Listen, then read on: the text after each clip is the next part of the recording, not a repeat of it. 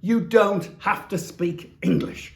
You just couldn't make this stuff up. I've just heard on the television news that Mayor Khan, the Mayor of London, Sadiq Khan, has introduced a new policy for private hire drivers. You know, these are the guys that transport you as a stranger around London from one place to another, to meetings, to celebrations, to parties, weddings, trains, that kind of thing. Yeah, he's now introduced this policy where you don't have to speak English to be able to do that. So he's abolished the basic English language test for private hire car drivers.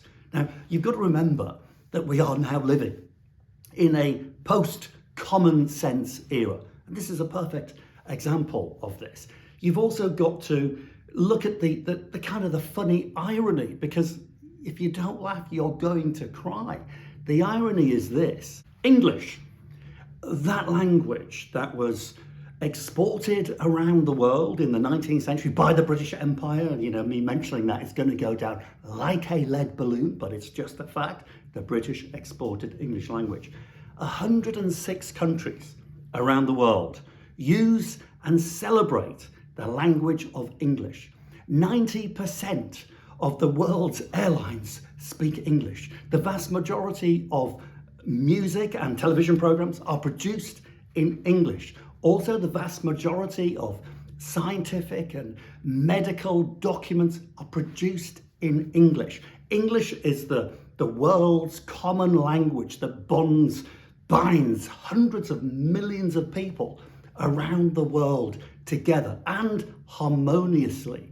Trade deals, peace accords, negotiations, all conducted in a common bonding language. Yes, English.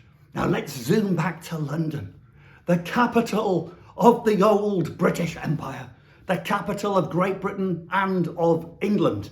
Now our Mayor Khan says that if you want to charge someone very good money from attempt to get them from one place to another in London, you don't have to speak English.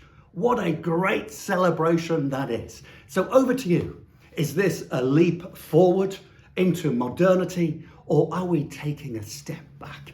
I think you probably know what my opinion is, but more importantly, what is yours?